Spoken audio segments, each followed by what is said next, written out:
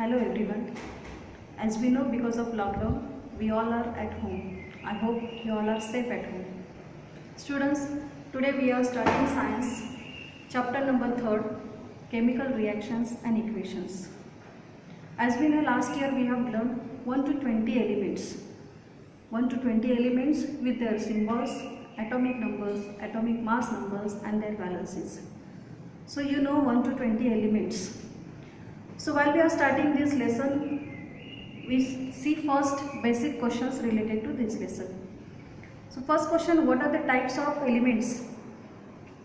So students, there are 3 types of elements: metals, non-metals and metallites. So we have learned the properties of metals, non-metals and metallites. What is meant by compound?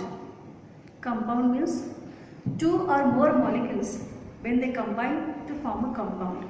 Now we will see one example of compound. Now see here carbon dioxide. It is a compound. In this carbon dioxide, carbon is a one molecule and oxygen there are 2 molecules. So here there are total 3 molecules. Means carbon dioxide is a compound. One more example we will see water molecule. Now here there are 3 molecules. 2 molecules of hydrogen and 1 molecule of oxygen. So water also is a compound. What is meant by valency? Valency means the combining capacity of the element means valency. Now we have learned 1 to 20 elements.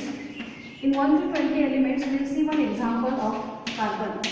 Now see in carbon, atomic number of carbon is 6. What is the electronic configuration of carbon is 2 and 4. So last orbit they have 4 electrons. So what is the valency of carbon? Means last orbit 4 electrons, they need to complete their octet with more 4 electrons.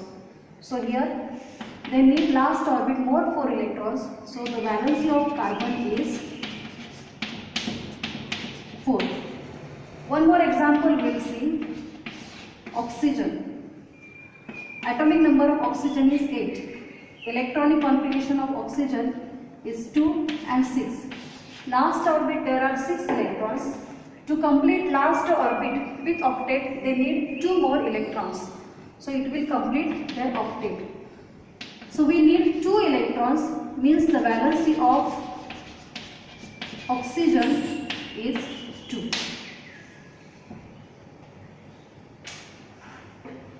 Okay, so these are the valencies of the element. Chemical reactions. What is meant by chemical reaction?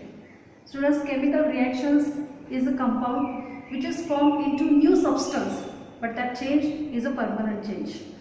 Last year we have learned the differences between physical change and chemical change.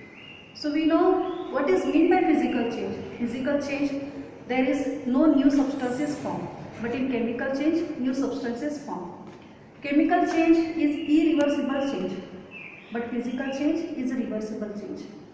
Chemical change, examples: curd is turned from milk. Physical change, melting of ice. So these are the types of chemical and physical change. So in our book there are 2 activities. From that first activity we will see. So here given for identification some examples to identify which examples are physical change and chemical change. So we will see first example, transformation of ice into water. A transformation of ice into water, when water will evaporate, it turns into gaseous form. Gases cool, it turns it again water form. So this is the type of physical change. Second one, cooking of food is a type of chemical change because this is a irreversible change. Third one, ripening of fruit is a chemical change. Milk is turned into curd. This is also type of a chemical change. Evaporation of water. Same as evaporation of water means we can get the gases, vapors. After cooling we can get water, so it is a physical change. Digestion of food in the stomach is a chemical change. Size, reduction of naphtha balls exposed to air. It changes the size of balls, it is evaporates, so it is a type of chemical change. Staining of Shahabadi or Kadappa type by lemon juice. It is also physical change. We can get the Kadappa as it is after using. Breaking of a glass object on falling from a height. but glass is remained glass after breaking also, so it is a type of physical change. So these are the some examples to identify the chemical change and physical change. One more activity is given here with experiment, and they asked 5 questions related to that experiment. So we will go for it. First one, apparatus. Which things are necessary to do this experiment?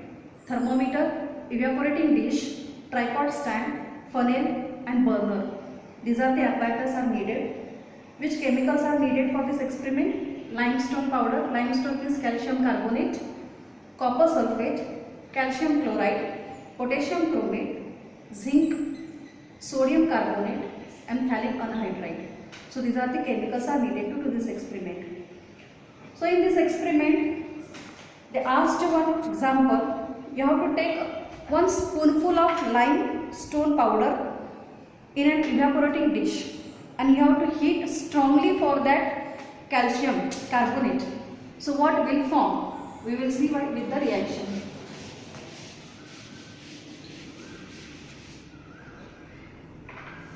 Now see, in evaporating dish, you have to take calcium carbonate and we have to heat strongly. This triangle is signed for heating. So after heating for calcium carbonate, which products will form? Calcium oxide and carbon dioxide. Carbon dioxide is a form of gas. So carbon dioxide is released from this reaction. Now see, this reaction is balanced or unbalanced. Calcium in reactant side 1 calcium, in product side also 1 calcium. So calcium is a balanced. There are 3 oxygen, carbon is 1. So right hand side also only 1 carbon. So carbon is a balanced. Here there are 3 oxygens in reactants. In products, here 1 and this 2. So total 3 oxygens, means this reaction is balanced one. Now we see second point. Add zinc dust into copper sulfate solution. So in copper sulfate solution, we have to add zinc dust. So copper sulfate plus zinc dust. So after reacting copper sulfate with zinc, what will form? Zinc sulfate and copper, it is in solid form, remain as it is. So this is the type of displacement reaction. In next point we are going to learn types of reactions. Now third point is given in this experiment. Add potassium chromate solution to the barium sulfate solution. Means first in test tube barium sulfate solution is there. In that you have to add potassium chromate. So after adding these 2 compounds, what product will get? We'll see. Barium chromate plus potassium sulfate. Now students, just see this reaction is balanced or unbalanced. Barium here is 1, in reactant product also 1. Sulfur here is a 1, in product also 1, so sulfur is balanced. Oxygen, there are 4 here oxygens and here 4, total 8 oxygens. So right hand also 8 oxygens, so oxygens are balanced. Potassium, in reactant 2 potassium, in product 2 potassium, so potassium also balanced.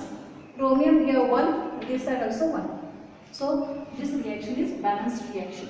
And this is the type of double displacement reaction, means they have exchanged their places, both the compounds. So this is the type of double displacement reaction. Thank you.